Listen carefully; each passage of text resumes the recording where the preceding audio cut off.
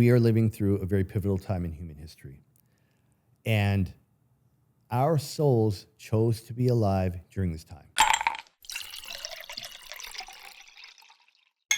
And boom, we are live. What's up, everybody? Couple Casuals Podcast, episode number 44.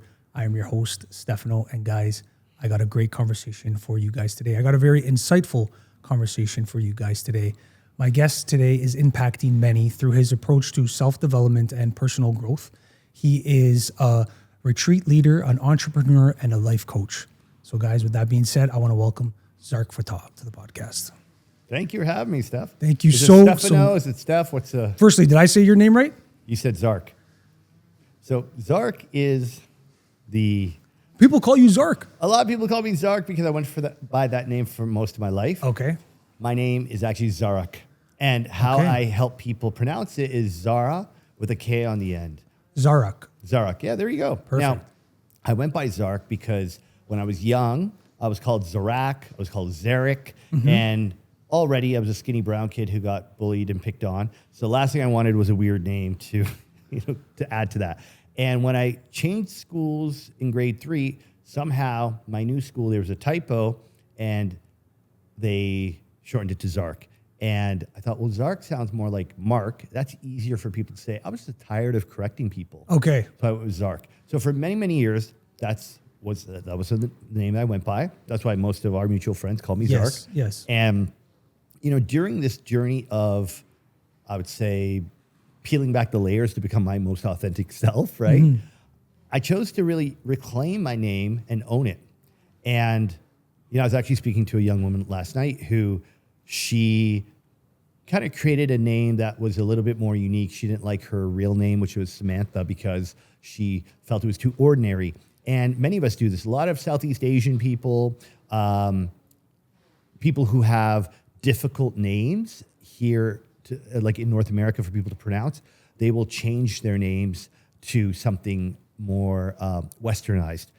And I feel you're compromising your true identity. You're compromising who you are to accommodate other people, and you're giving away your power. Yeah. So when I chose to say, no, my name is Zarak, and if you don't know how to say it, I'll work with you to say it so that I'm not accommodating you by giving away something meaningful to me, because your name is who you've been brought into this world as. And of course, a name is just a name, but if you're giving away any part of yourself, and this has to do with any form of self-expression to accommodate other people, you are disempowering yourself. And right then, you feel guilt, you feel shame, you feel resentment.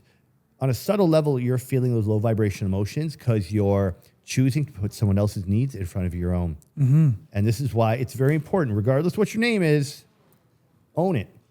I love how that evolved too.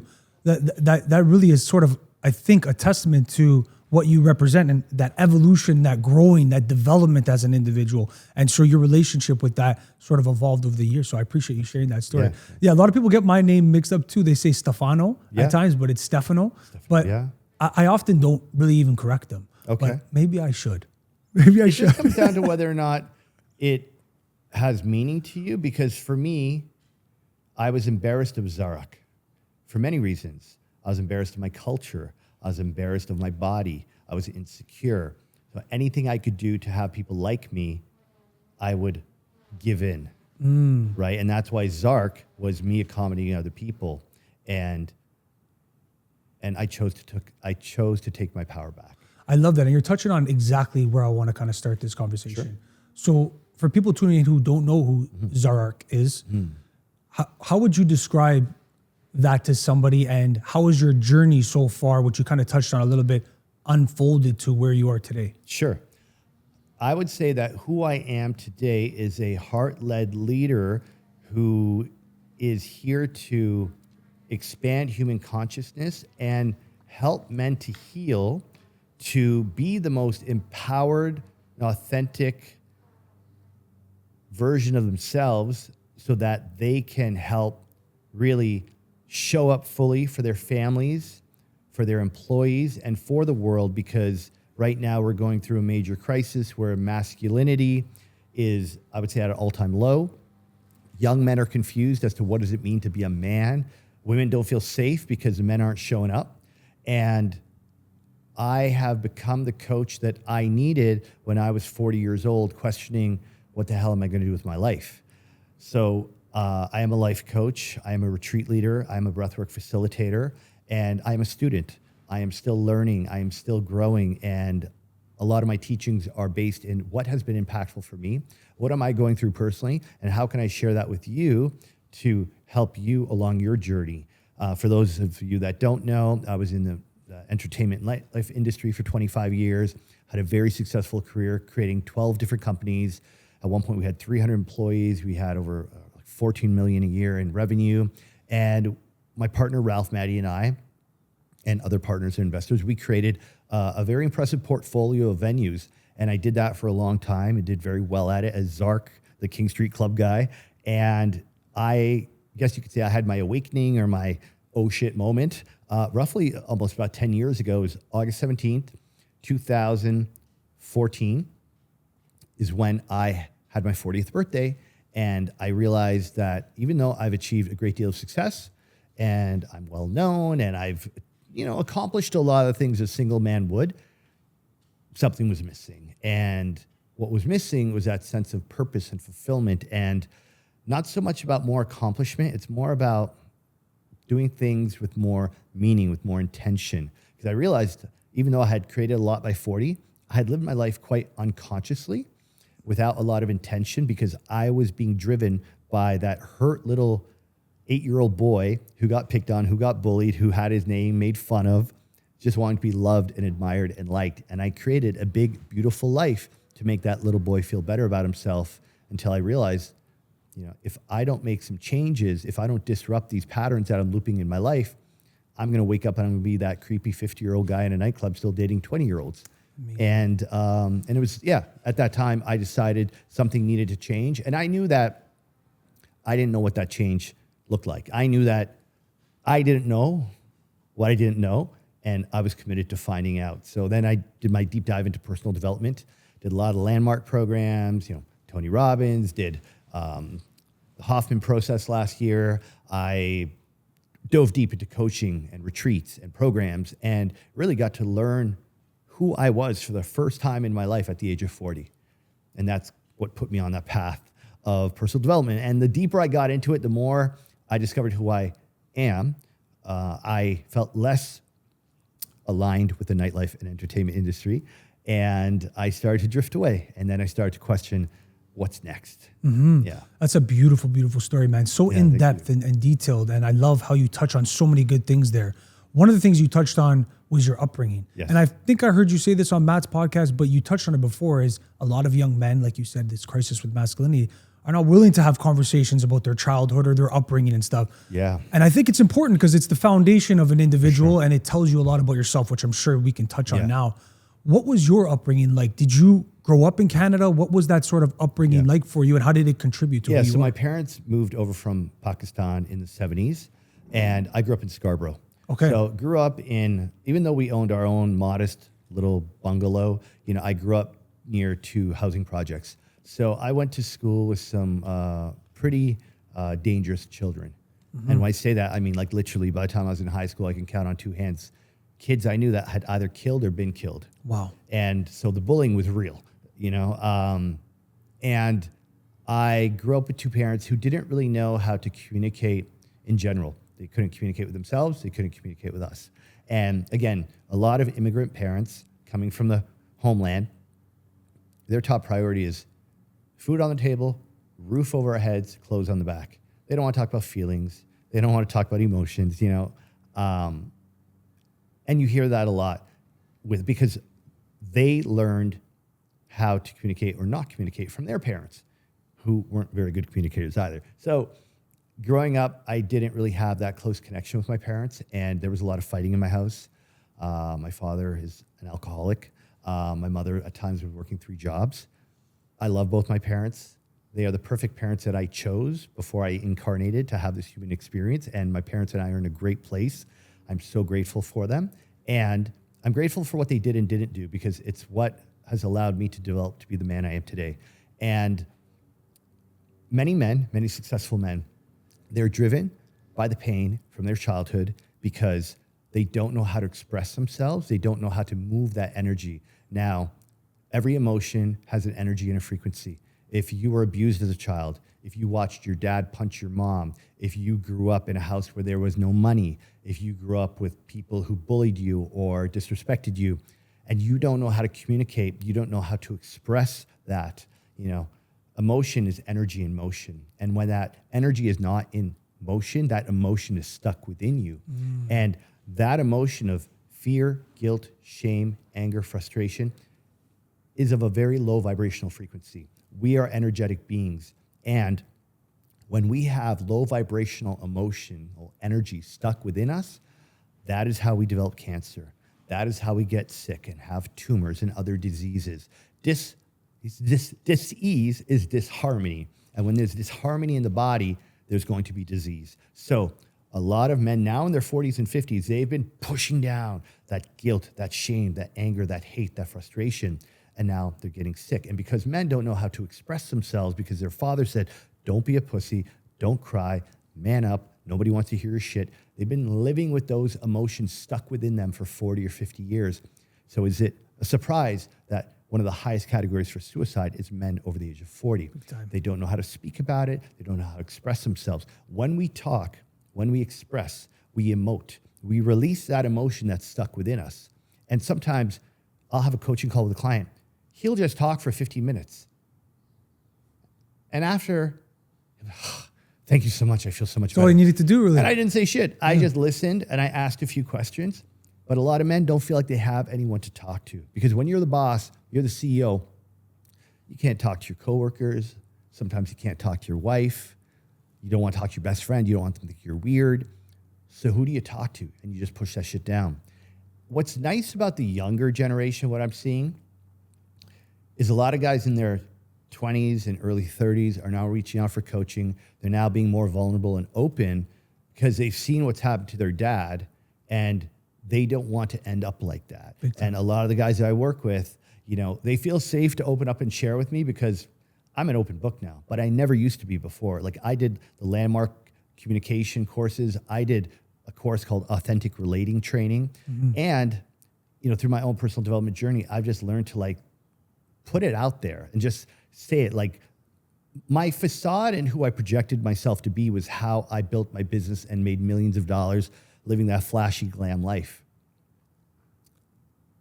Who I am now and my vulnerability and authenticity is what actually draws people to me. So the irony is I was living my false self for so many years, wanting the world to see that guy because I didn't love and accept the little boy.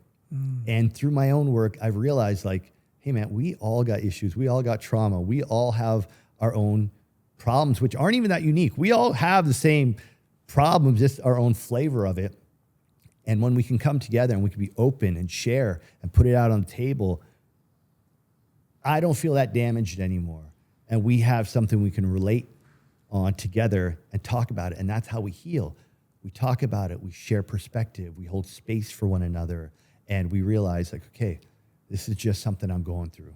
It's not my life. It's not my future. It's just what I'm going through right now. Exactly. And it's to your point, our parents didn't know any better, right?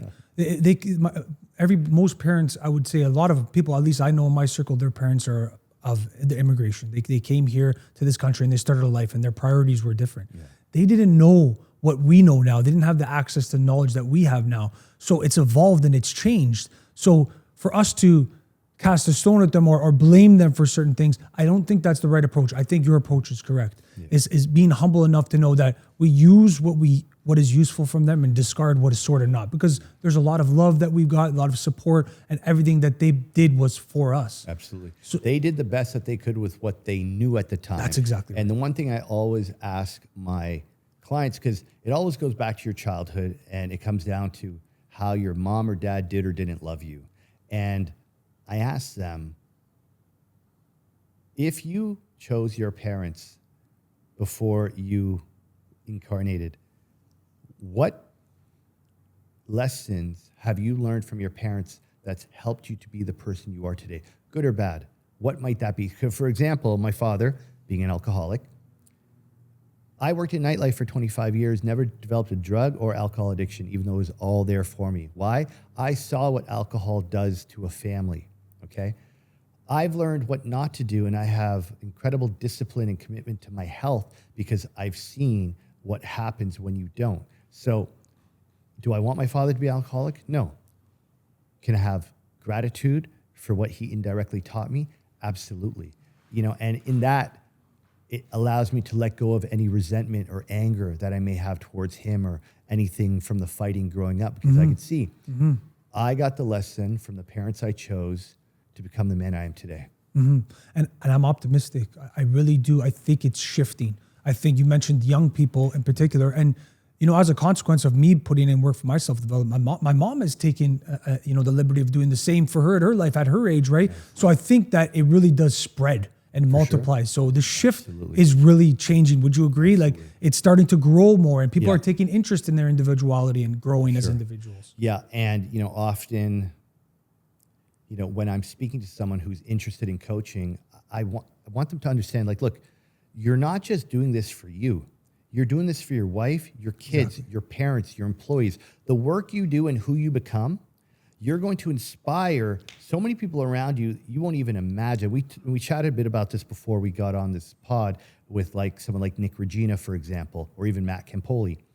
Who they've become, they are the shining example of the work. You do the work, you overcome your addictions, you let go of the pain from the past, you're a shining light that people are then drawn to. And people in the darkness are drawn to the light because it's the way out.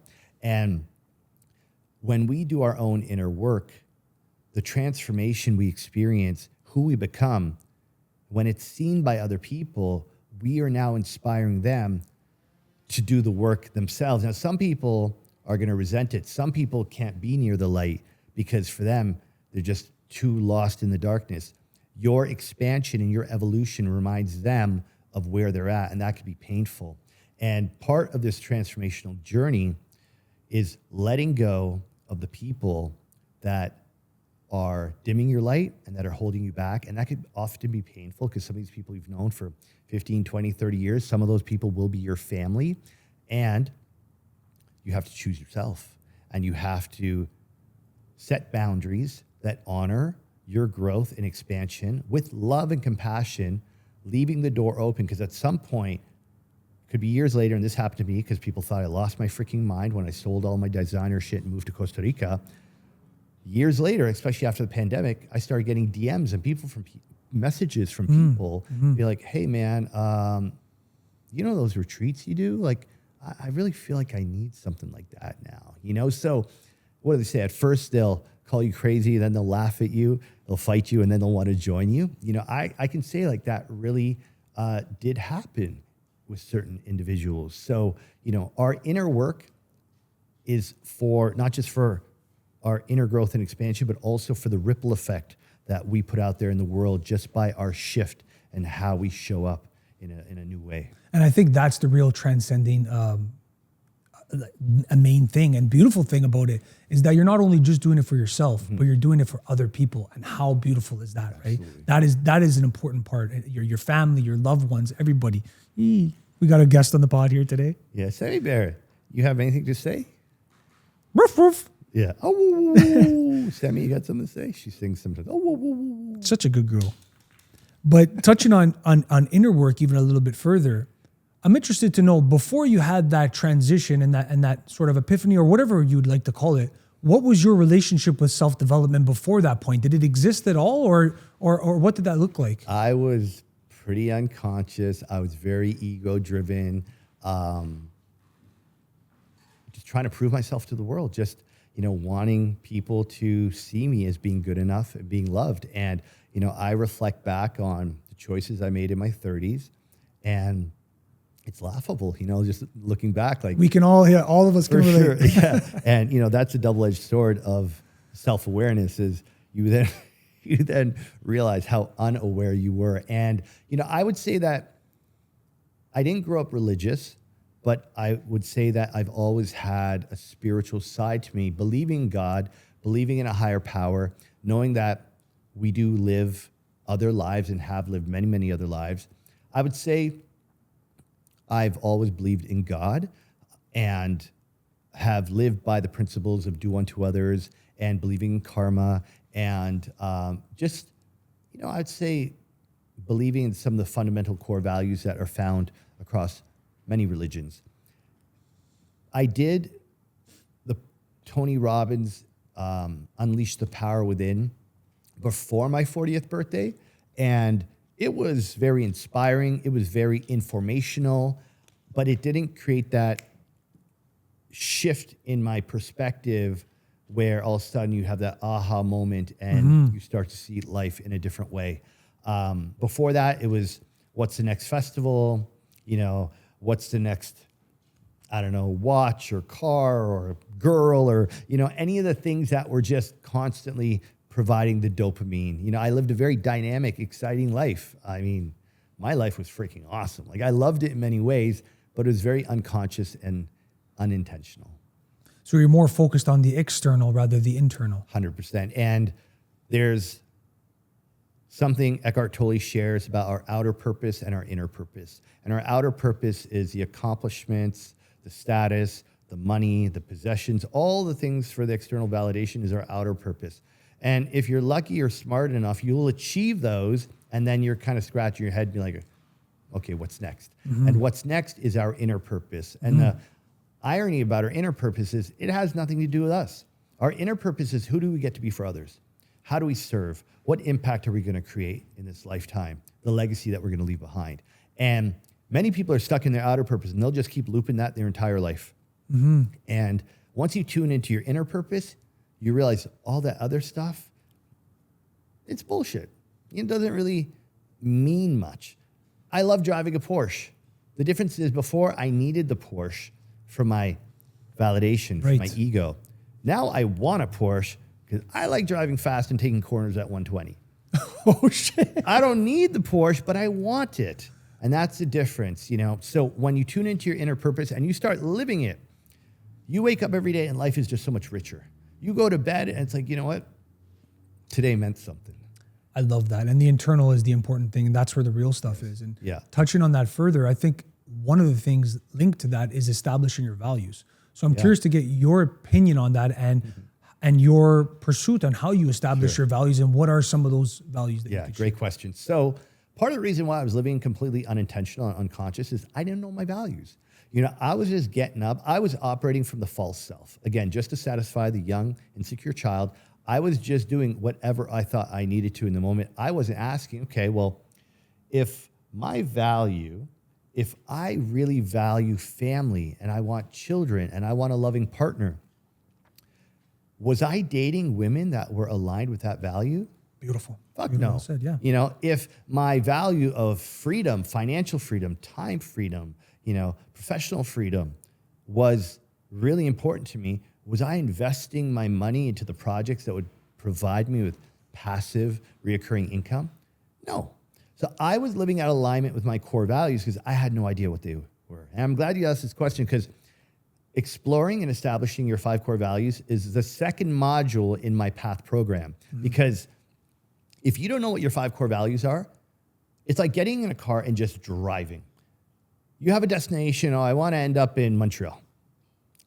But you just drive in your car, you don't know what roads to turn on, what highways to take, because you're driving aimlessly without direction. So knowing your core values allows you to set boundaries for yourself. Right. It allows you to check in daily when you have decisions to make, whether it's like, hey, get invited to a trip or I'm going to go to this event or do I want to skip the gym? You keep going back to your values and asking, does this align? And the more you align with your values, the more in flow you are with what resonates with you on a deeper level. Now, when you tap into that flow, because you're doing the things that are aligned, you're feeling joy, bliss, gratitude, inspiration. Those high vibrational emotions are of the highest frequency. And if you want more money, you have to be a vibrational match for money. Money is the frequency of 452 megahertz, okay? There's something called the map of consciousness, and they've measured the frequency of all emotional states and all diseases, money, possession. Like there's a whole thing by Dr. David Hawkins. The book is called The Map of Consciousness Explained. Highly suggest reading it if you want to understand the process of the manifestation, the secret and all that. Like there's real numbers and data to this. So when you're living in alignment with your values, so let's say it's health, freedom, family, adventure, learning, which are mine for the most part, connection, dancing.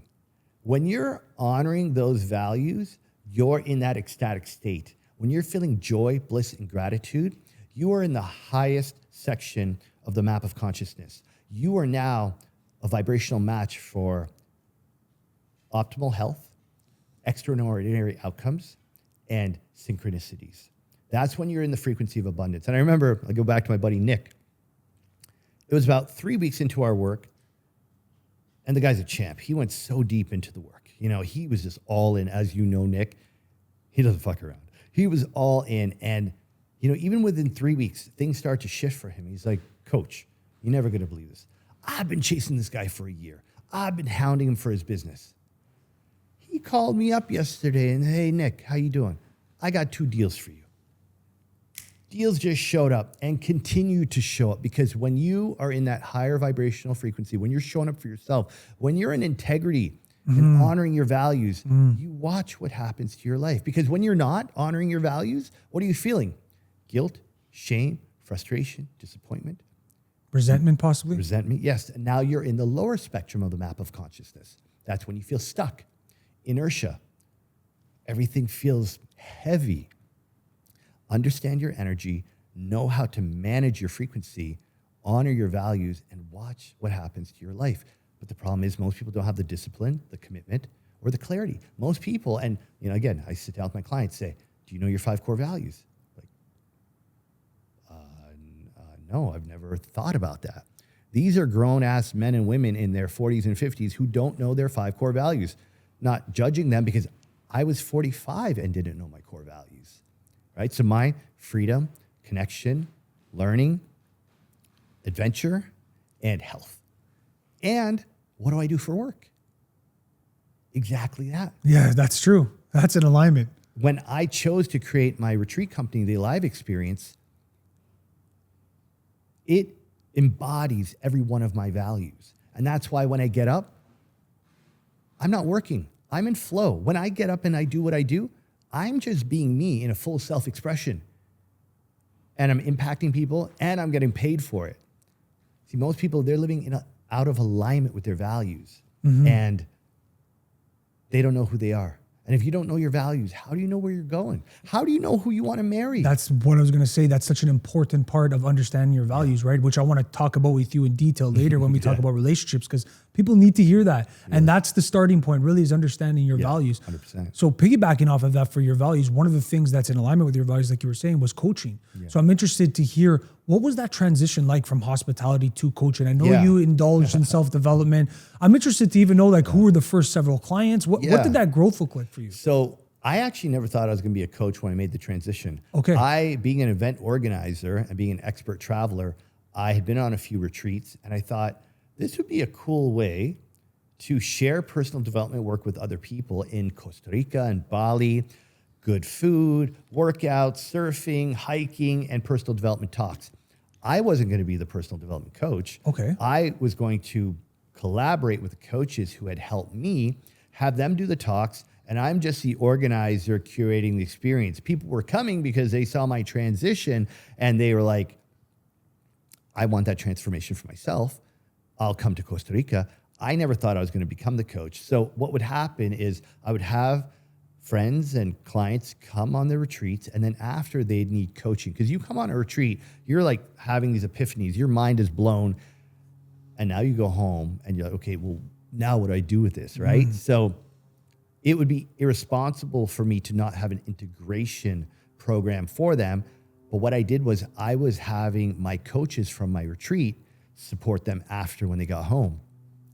And the coaches I was collaborating with were like, why are you not coaching them? They're coming for you. They're coming to learn from you. And when they go home and they need the support, you can be that person for them. But my insecurity, my imposter syndrome is, I'm a high school dropout nightclub guy. Who am I to coach other people, right? And my one friend, Lindsay Sikornik, she said to me, Zarak, you're a coach. You know what to listen for. You have amazing life experience. You have the heart for this. You just don't have the piece of paper on the wall. So go get your training, do the certification, and you need to start coaching. So that's what I did. I enrolled into the Coactive Training Institute professional coach training program. And I had finished all the in-person modules. And then the last portion of it was 6 months of weekly calls. And at that time, I was traveling a lot. I'm like, when the hell am I ever going to be in the same time zone for 27 weeks? And then this thing called the pandemic came along. Oh, wow. Just around that time. Yeah. So March 2020, I had a retreat planned in Costa Rica. Buzz on the news, talked about this virus going around. I'm like, how bad can it be? All of a sudden, clients started dropping out from the retreat, and I realized, okay, this is going to be serious. And at that point, I had already hosted 9 retreats, and I decided, okay, well, if there was any time to start coaching, it would be now. Oh, wow. Because part of my coaching program was I had to have 6 paying coaching clients during the duration of the 6-month certification. Okay. And my first clients were people who had been on my retreats, people who had witnessed my transformation. And they were like, okay, you know what? I'm at home, and I don't know for how long I'm at home. I don't love my life. I don't love my job. I don't love my body.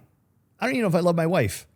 I need help here because I can't keep doing this. Because as tragic as the pandemic was for those who lost loved ones and those who have passed, it was the catalyst that the planet needed for people to take a look at themselves and ask, am I really happy? Is this the life that I want to live? Now, some people use those 6 months to invest into themselves. Some people sat at home and self-medicated. For those that chose to do the inner work, whether it be get healthier, learn a new skill, invest in their own spiritual growth, those people have come out of the pandemic way ahead. I'd love to hear those stories because how many of those do you hear? The transitional period where people really took that opportunity and went in a positive route. Yeah. I know many because of the circle that I'm in. Right. And then I also know of people who put on 40 pounds. 100%. I know people who developed addictions. I know people who died, because, I think the pandemic was really not only a big divide between people and family, but also a division in consciousness. Because there were some people who fell for the propaganda, gave into the pressure, and again, no judgment here. There are some people who chose a certain path, and there are those who chose a different path. And being in Costa Rica during the pandemic, I'm watching the news. I'm watching what's happening back in Toronto. I'm like, it's so blatantly obvious what the hell is going on.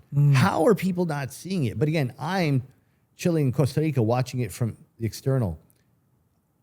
I wasn't experiencing the pressure, the billboards, the bus shelters, the propaganda on every news and radio station promoting. You know what the interesting thing is too? I think this alludes to what we were talking to about knowing yourself and understanding your values. Yes. Because when this external pressure comes in, you find out who everybody is in 100%. Times of pressure. Yeah. And I think that's what we saw. If you don't know who you are, if you're lost, if you're living your false self, trying to accommodate everybody else because you have not tapped into your own power, then of course you're easily influenced.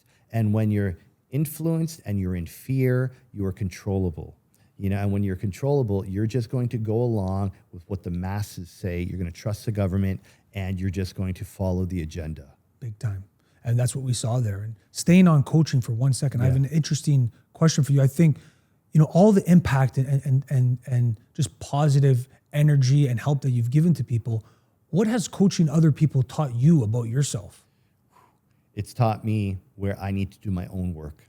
I'll tell you, coaching is the most powerful transformational journey anyone could go through, because even as I say it, I feel this heaviness in my chest, because the pain and the darkness and the challenges other people go through, it pulls that out in you as well. and you have to sit with the trauma, the sadness, the anger that your clients are going through, holding space for that, and also recognizing it in yourself. And look, people are trusting you with their life, truly. And you have to do your best to be in integrity in all aspects of your own being to fully show up for your clients. Because if you're trusting me with your time, your energy, your relationship with your wife, your kids, your husband, your career, if you're trusting me with that, I need to do everything in my power to be in integrity in all aspects of my life so that I can show up to serve in my full capacity. And that's where, unfortunately, because the coaching industry is not highly regulated, there are people who are calling themselves coaches, who are guiding people who have no business doing so. And it took me a while to get over my imposter syndrome of I'm a high school dropout and a nightclub guy to now coach CEOs of billion-dollar companies or working with, amazing women and men who are badass leaders, with huge potential. And it took me going into the depths of my own shadow to see, where am I hurt? Where am I holding on to trauma? And by no means have I figured that out. I'm still working on it because this is a never-ending journey. You just keep peeling back the layers and you just keep getting deeper and deeper. And the truth is the deepest, most traumatic pain is deep, deep buried in there, and it's a lot. And it is very important that as facilitators and people who hold space for others, to take care of ourselves and to do what we need to do to nourish ourselves so we can pour from a full cup. Mm-hmm. And that's something I haven't been great at doing, to be quite honest, and something I need to make more of a priority, because if I'm not giving back to myself, I'm doing my clients a disservice. So I would imagine there's this obviously level of compassion, and you're absorbing these conversations and these coaching pursuits. Is that what you're sort of like unpacking? Yes. So it is a combination of running a business, making money, managing your time. All that is in the head. And then there is being in the heart, holding space, listening with compassion and empathy, being of service, truly being able to be that person that your client can count on in the darkest moments of their life, that they can come to you. So it is this balance of head and heart, and being able to integrate those two into one. And that is the journey. I feel for all of us that is a journey. Mm-hmm. As a coach, that is a balance we need to have in order to fully serve and show up for our clients. I love that. Yeah. It's the everlasting dance of working on yourself and being able to help other people. Yeah. And just to your point about what that brings up in me is, I'm constantly dealing with my scarcity mindset. Constantly dealing with, okay, is this client going to sign? Okay, did the payment come through? Like, how's things going? Because I grew up in a family that lived check to check, and I grew up with no financial literature, no financial literacy. My parents were not very good at managing their own finances, didn't teach us how to do so. And ultimately, when my parents split up at the age of 21, my dad couldn't keep up with the mortgage payments, and the banks took our house. So I've grown up not knowing how to create financial stability. So that deep trauma of financial scarcity, having our home taken, listening to my parents argue over money, is so deeply ingrained in me that there are moments when I'm in my business and speaking to clients and I catch the scarcity coming up, and I got to constantly remember I'm safe, I'm abundant, I'm making great money, I don't need to worry anymore. And I think for each coach, they have their own deep-rooted trauma that comes up and throws them off from time to time, for sure.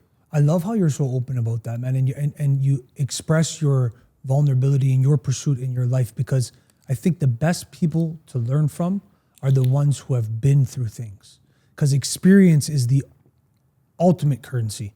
And the reason that you're so open and vulnerable with your experiences, it just adds to the value that you could bring for other people. When I'm open and I share as like an open book, you see me, you relate to me, you now have permission. You now can say whatever you feel, because I've been through some messed up shit and I have no problem talking to my clients about it, because I love who I am. I love what I do. I love the man I've become. And I had to go through all of that shit to get here, and I wouldn't change a thing. That's exactly right. Right? And that is so free. And that's why I tell my clients, you can tell me anything, and I promise you, I've heard something way more fucked up. And I'm not going to judge you, because I might have done something more fucked up than you. And that's okay, because you know what? That's how we figure out life. That's how we learn and grow. And I also, especially for men, I want them to know it's okay to be vulnerable. It's okay to share. It's okay to cry. It's okay to scream, yell, express yourself. Don't hold that shit in, because that's what kills you. Mm-hmm.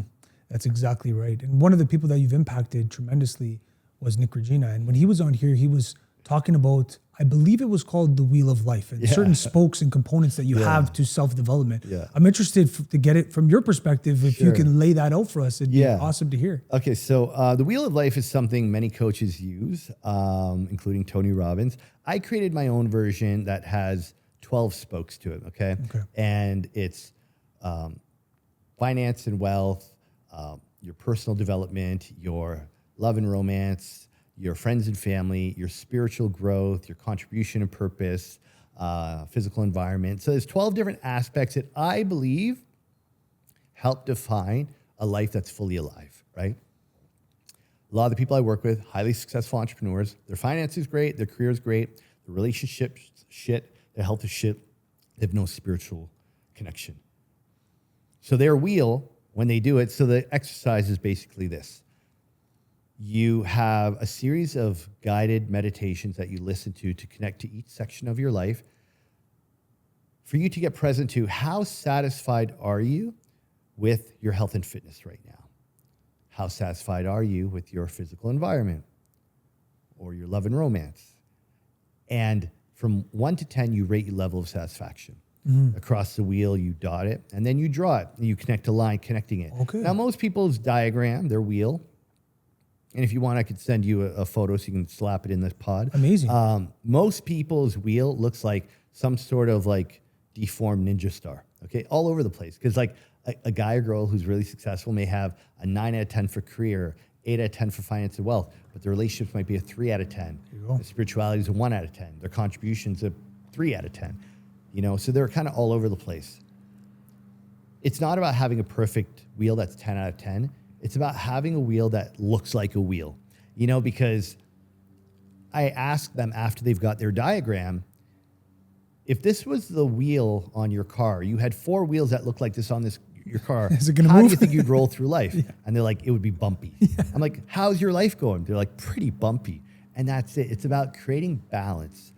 It's about redirecting some of that energy and focus to other parts of your life that you're neglecting that are meaningful to you. So the Wheel of Life gives people a visual snapshot of this is what your life actually looks like right now. So if you're feeling frustrated, guilty, resentful, angry, disappointed, here's why. Your life is completely out of balance. So then once they see it, they can't unsee it. And most people never evaluate their life from a 12-point perspective. From that diagram, we say, okay, now what are the 3 areas of your life that you want to focus on? And then we do some future visioning. 1 year from now, if your life was as good as it could possibly be, and this wheel was transformed, what would it look like? Now, what do we need to do to go from where we are to that version in this next year? So this is where we create the blueprint for the coaching. This is where we dial into the 3 areas of life that they really want to focus on. And even though we're only focusing on those 3 areas, because it's a wheel with this hub in the middle, those 3 areas impact the other 9 spokes. So when Nick speaks about the spokes, we focus on the 3, knowing it's going to impact the other 9. And as you create expansion and completion in the wheel, you see how things change, because going back to alignment and integrity and frequency, when you start improving your health and wellness, you're honoring your body. The emotions you get when you leave the gym, joy, gratitude, bliss. You think when you show up in the office, everybody feels that emotion? Of course. You know, so that's a starting point to give people that, I'll say like a wake-up call, because once they see it, they're like, damn, my life is really Think about it though. How many people really look at their life from a lens like that? They look at life of, I have a job and career, I should get married by a certain time. It's sort of in stages. Yeah, you're following the program. Exactly. So to have that perspective and laid out, your life is a multitude of things 100%. Contributing to you and your identity and who you are internally. Yeah. So that's why I wanted to ask you about that. Because when I heard Nick bring that up, I'm like, that's right. Yeah. Because there's a multitude of things in your life that you should be working on. Your time outside of work, your health and wellness, your intimate relationships. Yes. There's so many components to your life rather than you're not just your job or your business. So I love how you lay that. Yeah. And for anybody listening, if you'd like to do the Wheel of Life, I'm going to offer that module to your listeners and viewers. Oh, really? I'll give you the link. I appreciate that. They can download it. It's a 2 to 3 hour exercise. It's deep. I'd love to do it myself. Yeah, to for be sure. honest I'd with love you. for you to, and give me your feedback. You go deep into parts of your life that, again, you don't normally consider. And you realize, holy shit, I'm a 1 out of 10 here. Wow, that doesn't feel good. Okay, what do I want to do about that? You know, and it's a profound exercise. It's very insightful and eye-opening, and it's the beginning of your personal development journey. Because when people ask, what is the inner work? What does this whole like personal development thing mean, being conscious? It's about having intention, knowing your values, and choosing from a place of consciousness of life isn't happening to you. Life is happening for you and through you and by you. You get to create your life. If you want to just wake up, get in your car, do your 9 to 5, just follow the program of the Matrix, no problem. But if one day you wake up and say, no, this doesn't feel aligned, this doesn't feel inspiring, I want a different life. You can create your life. And I am the living proof of that, because I was a nightclub guy for 25 years. If somebody would have told me 10 years ago that I'd be doing this right now, I would laugh. Isn't that amazing when you think about it? It is amazing. And this is what I'm here to do. This is why my soul chose to be here during this time, because I'm here to wake people up. I'm here to help people tap into their true, authentic self, because we need more people like Nick Regina out there. We need more people who are now shining so bright, they're illuminating everybody around them. That's how we heal the collective. That's how we heal the planet. Yeah, by one person at a time. That's it. I love that. And there's 2 other little components that I like to focus on too, because based on my experience and people that I speak to, I think this is maybe of the top that they're grappling with is relationships, and then also faith and spirituality. So starting with relationships, we've talked about it throughout the conversation. There's so many relationships you can have. You can have a relationship with external things like money, materials, and stuff like that, and other people. But there's also the relationship with yourself. Yes. But that's probably, of course, most important. Before we get into focusing now on intimate relationships, how important do you think it is for a person to spend some time alone to grow that individual relationship with yourself before you welcome somebody else into your life? My belief is the reason why divorces are up to 60% is because, going back to your values, how are you going to choose a partner if you don't know yourself? And when you're so busy getting good grades, getting a good job, doing all the things that we're told will make us happy, we don't have the space to get to know ourselves. And if you don't know who you are, how do you expect to know who you want to spend the rest of your life with? I know when you lay it out like that, it's so beautifully said, and it's like, oh yeah, that makes total sense. But nobody really takes that in because they look for purpose in others, right? They look for others to complete them. Right, that's right. That's exactly right. Will never work, because the truth is, for those of you listening or watching, and you keep repeating the same relationships over and over again, listen to this. We will attract the people that trigger the wounds that we need to heal. Wow. Let's think about that for a second. Yeah. And you could think of so many people that you know that have done that or Yeah. engaged with it, or maybe you know your own self has done that at one 100%. stage, right? Absolutely. So if there's something within you that needs to be healed, a deep wound that you're unconscious to, you unconsciously choose partners that trigger that wound. Okay? And unless you have the patience, the resilience, and the commitment to work through that wound with the fight, the arguments, unless you can work through it, you'll never heal it and overcome it. But what do most people do? I've been together 6-7 months. It just ain't working out. It's just not right. Okay, on to the next one. And on to the next one, on to the next one. So then you have 5 relationships that don't work out. Wherever you go, there you are. You are the common denominator in those 5 relationships. And I say this because I'm 49 and single. There's a reason.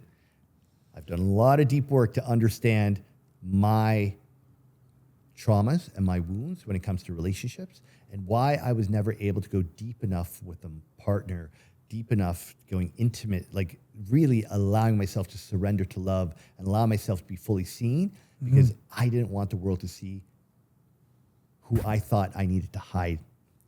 And when you're alone and you have the space to let the shit come up, you have the courage to sit there and face it and be with it, then you can work on it because you can't do anything about what you don't know. And there is a quote by Carl Jung that I love that says, until you make the unconscious conscious, it will direct your life and you will call it fate.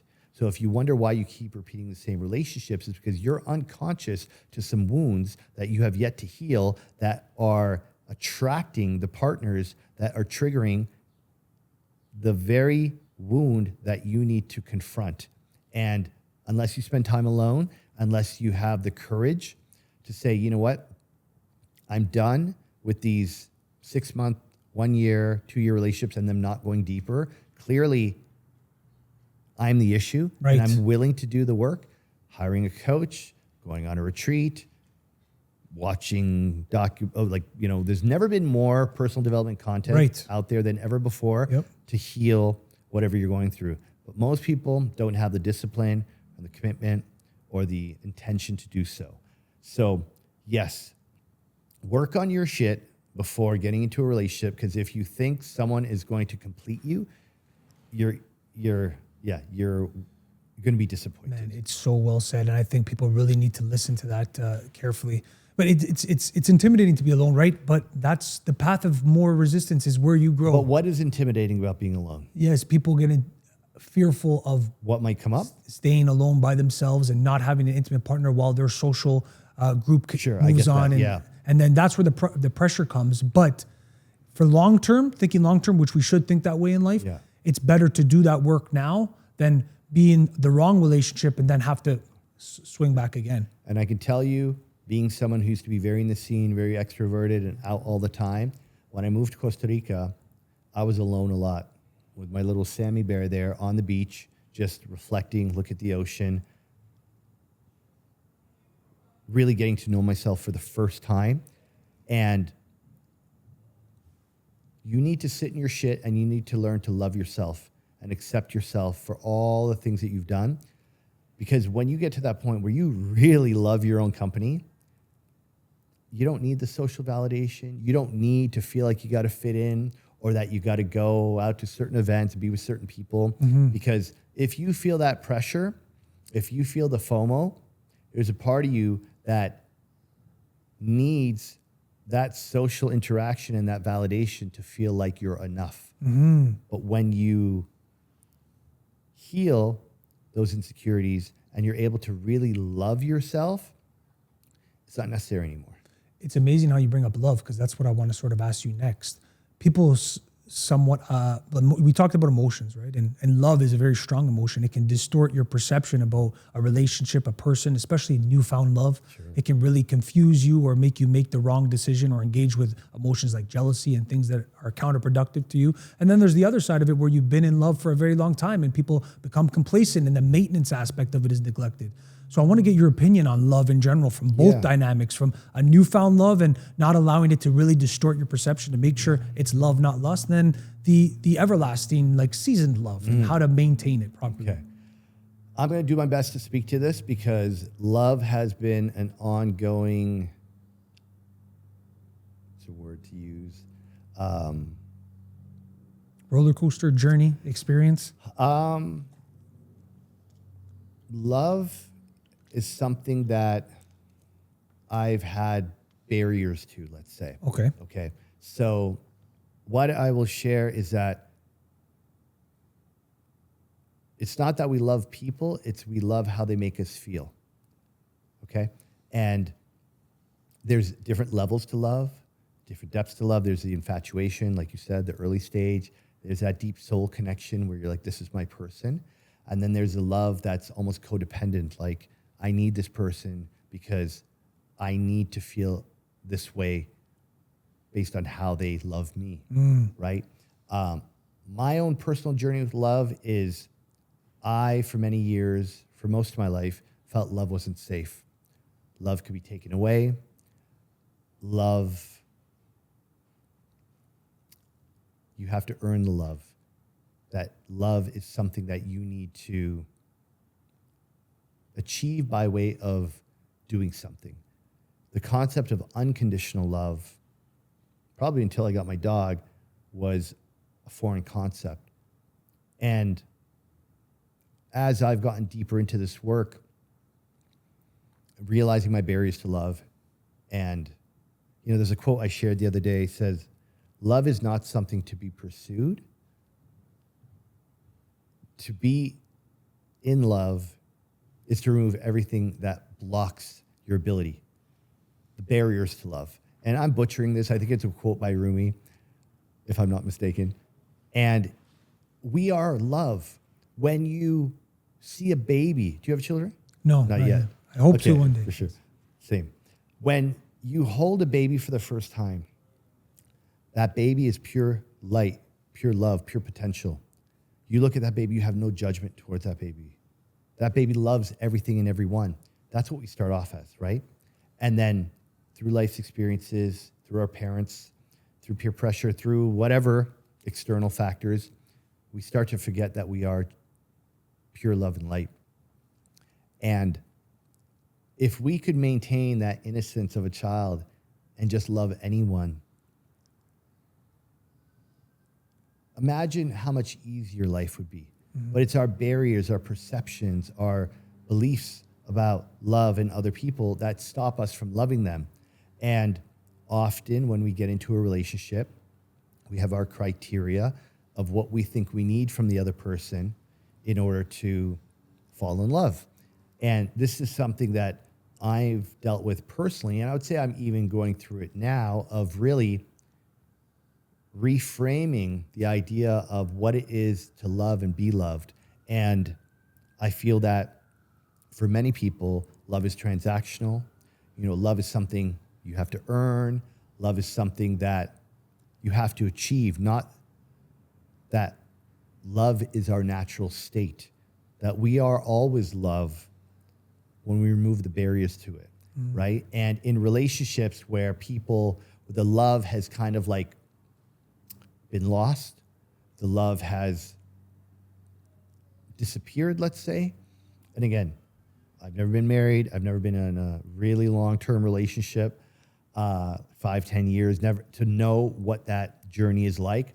But I do have friends who have been married for a very long time, and they say it is constant work to evolve the relationship, to nurture the love, to stay connected, and to keep putting in the effort to make sure that your partner feels loved and that you are evolving and expanding the love. Big time. Because of course, in the beginning, the love is exciting and it's dynamic and it's fiery and passionate.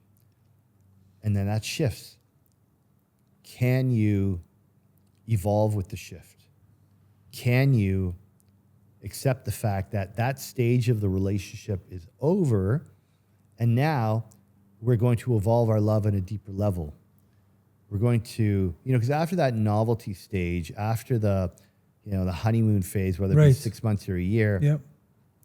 then the shit starts to come up. Big time. And can you love that person even with all their shit? Can you hold space for them? Can you love the parts of them that you don't love, right? And be with that, because you're going to go through that challenging stage together. And on the other side of that challenging stage is a deeper love. That's that soul connection love. And you may be familiar with Aubrey Marcus and Vailana. So I was fortunate enough to attend an event in Miami where they spoke about this, about they call it the early stage. They call it the pre-tragedy stage, the tragedy, the post-tragedy stage. And it's essentially that the first 6 months, year, however, long that is, it is absolute bliss and love and crazy sex and all the wonderful things. Then that tragic moment of you start to see all the things that you didn't, in the previous stage. Can you go deeper? Can you hold space? Can you be willing to accept all parts of you and your partner that maybe you've abandoned, maybe that you've pushed down and suppressed, and let that come up? And I think that's where often people will just keep going in the relationship without healing that. And then that resentment and that contempt and those unresolved feelings towards that person's shadow side are never brought to light.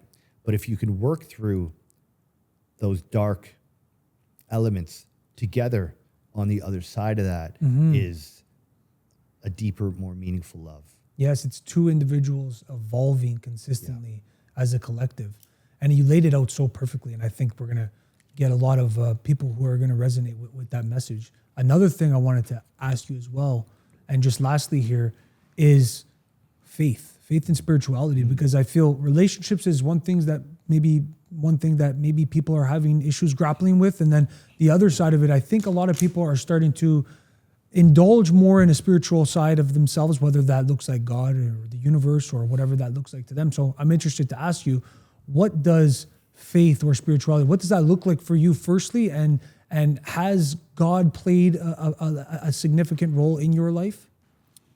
Yeah, I'm glad you asked that question, because that's something very present to me right now, because I'm actually learning more about Christianity and Jesus. Okay. And I did not grow up religious. I actually grew up in a household where there was a lot of resentment towards religion. My father was supposed to be Muslim. Obviously, he drinks alcohol and smokes weed, so not very Muslim. But my father, at 3 years old, him and his family were living in India, and they had to pack up and leave and move to Pakistan overnight because they were killing Muslims just for being Muslim. Okay, and my father, growing up in Pakistan, saw the whole political climate change with martial law, with the military coming in, and just how dogmatic the religion is there. He grew up a hippie, hating religion. Okay, so that's why my brother and I, we don't speak Urdu. We're not Muslim. He just wanted us to grow up as Canadians, because when he moved to Canada, he said, I didn't realize I was a Paki until I came to Canada. So he never dealt with racism until he came. So he said, I want you guys to grow up as Canadians. My mom as well, she was supposed to be Christian growing up. The church basically kind of bribed families to convert for food and shelter. So religion was not something present in my household. And to be honest, up until probably a couple of years ago, I didn't like saying the word God. Okay. I liked saying universe or source, that spiritual, esoteric talk. I wouldn't say God, and didn't know much about Jesus. And again, any talk about Jesus, I thought, okay, you're like a Bible thumper, like Jesus, like fanatic, because, you grow up seeing the evangelists and you see a certain version of... It could be overwhelming for people. Very much so. Yeah. Now, as I said, I've considered myself to be spiritual for most of my life, having some belief and faith in God. But it wasn't probably until I moved to Costa Rica and really dove into meditation and breathwork, plant medicine, connecting to truly quantum multidimensional experiences, where I got to really understand spirit, God, source, life force, energy. And having been down there 5-6 years, spirituality has become very trendy these days. That's true. There's this element of pop spirituality where people have renounced their corporate life or their typical,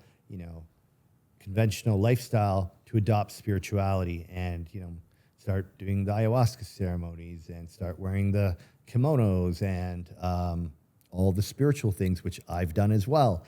And many people, I think, walked away from their old life to adopt spirituality as a way to kind of escape. And while there is some merit and some value in that, I think some people have traded one identity for another. And I would say at times I've probably been guilty of that as well, right? Because I was feeling lost and I found this new community that was so loving and embracing.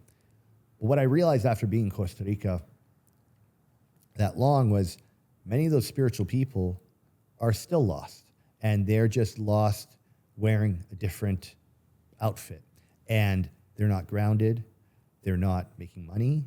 They're so off in the 5D that they're not financially secure in the 3D, which is why I chose to leave Costa Rica for a year, because as much as I love the spiritual community and I love the growth and the support I've received from it, I knew like I need to dance between the 3D and the 5D to really spread this knowledge and wisdom and grow my business so I could be financially stable, so I could have the abundance to impact more people. And I feel that there's a fine line and a balance you need to have between spirituality and the matrix, because they coexist. And the more you can dance between the two, the greater impact you're going to have. Okay, so spirituality, it's necessary for everybody. And what does spirituality mean? In my opinion, I feel it means just being the most authentic version of yourself, connecting to your spirit, connecting to source, because we are slivers of God consciousness in human form, having this life experience, right? And spirituality means getting back to who you are on a soul level, whether you do that through meditation, breath work, yoga, jogging, plant medicine, whatever modality you choose, have a spiritual practice. Because if you want clarity, if you want to heal, if you want to truly know yourself so you can find your partner and have a deep, loving, juicy marriage, go to spirit in whatever way. Now, on the religious side of things, because I'm learning about it, a lot of what they speak about in Christianity and other religions is actually what I teach and talk about. And I didn't realize that until I was getting to know a woman in Miami, and we were having conversations like this. And she said, you know, you and my pastor, you guys say a lot of the same things, but you use the word universe, he uses the word God. She said, do you want to come to church with me? And I thought, this will be an interesting date. So I went to VU in Miami. Very cool church concept. It's like concert, stand-up comedy, and Tony Robbins. Really? Amazing. Oh. Hour and a half, 10 a.m., I think, and 12 p.m. service. And they talk scripture, like from the Bible? Yeah, so they're talking scripture, but like in a fun, casual, inspiring way. And they've got gospel, which sounds more like Justin Bieber. And then the pastor is also funny, you know, and it was really an uplifting experience. You're in the room with 400 or 500 people of a high vibe. And I was like, I like this. And what he was sharing is so much of what I speak to my clients. So again, spirituality, religion, whatever name you want to call it, it all gets back to God and connecting to God and connecting to that divine knowledge, the intuition that we all have within us. Now, I'm reading a book called Jesus and the Essenes. Okay. And the Essenes are the teachers that Jesus had. And I'm learning that a lot of what is in the New Testament was modified and not the true account of what happened. Now, I may get some feedback or some flack on this. I don't know. I'm just repeating what I'm sharing from this book. The book is by Dolores Cannon, and it was channeled through one of her, subjects who was able to connect to the spirit of one of the Essenes. And what they share and what they speak about, everything from the technology the Egyptians had to how Jesus lived his life and how how people thought and treated each other back then, I understand why they say that, right now they prophesize that, the world is going to end and those who have found Jesus will survive and those who don't will perish. Right. What that means to me is Jesus lived a certain way. He had a certain mindset, beliefs, values, the way he treated people. And I'm totally on board with, like, Jesus would be my homie. Like, who he is, like, I want to hang out with that guy. If you are following that path, you are honoring those morals and principles and values. You are conscious, you are awakened. You are choosing from a place of your own internal gnosis and power. You are not going to fall victim to the agenda, to the propaganda, to all the things that unfortunately are happening in this world that are causing pain and destruction. So I feel that as the matrix is crumbling, as people are realizing the government do not have our best interests in mind. The pharmaceutical industry don't give a fuck about us. And the celebrities are all paid puppets to implement the agenda.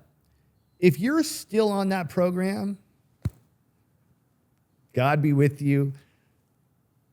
No judgment. You're on your own path. But I think right now, with the statistics that are coming out about the vaccine, with what is coming to light, people are realizing we've been duped. Yes. Wow. The proof is surfacing. Exactly. And as that veil gets pulled back, are you going to choose to trust your intuition? Are you going to know yourself so you can let your values guide you?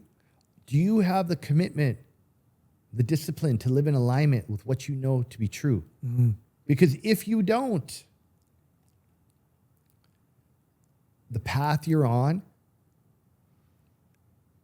may not be the one that is going to provide you with the life that you want. So the more I learn about Jesus, the more I learn about his teachings, the more I realize, okay, this is what it's about. This is how we're meant to live if we want to live the fullest expression of what it means to be a human. I think that is the perfect way to tie a bow on everything that we've talked about today, man. And I want to just say thank you so much for bringing so much value of your own personal journey and the contributions that you're giving for so many. And we talked about a lot of good things, and especially lastly there with relationships and spirituality. So thank you so much. But I have a final segment on Couple Casuals podcast, which I call Salute. Salute is the last segment on the podcast where I give an opportunity to the guest to sort of end us off with words of encouragement, a saying, a quote possibly, or just something that you're feeling called to say at this moment. So we are living through a very pivotal time in human history. And our souls chose to be alive during this time. Mm-hmm. Whether you choose to believe that or not, that is the theory I subscribe to. And my question for anybody listening or watching is, why did your soul choose to be alive during this time? As we go through this massive shift in consciousness, as we see things crumbling in real time, why are you here? Because I believe that each and every one of us has a purpose. Each and every one of us has a higher calling. Some of us will tune into that. Many won't. It is up to us to believe that I'm here for a reason. I have something special to offer, and I'm going to make time. I'm going to be intentional to discover what that is. And you're not going to discover it in your 9 to 5. You're not going to discover it in your comfort zone. You got to get out there. You got to believe that you have a gift that the world needs, and you need to be courageous and be willing to explore what life has to offer so you know what you have to offer. Amazing. So well said. You're more than you think, guys. I think that's the summary of it. But thank you again, brother, so much. I appreciate you.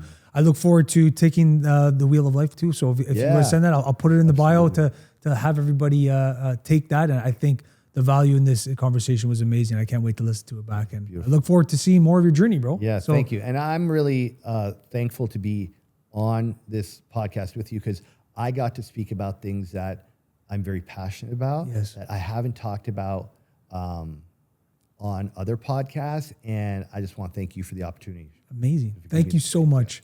And I appreciate you guys as well. Thanks for tuning in. Until next time, I love you, nobody else. Ciao.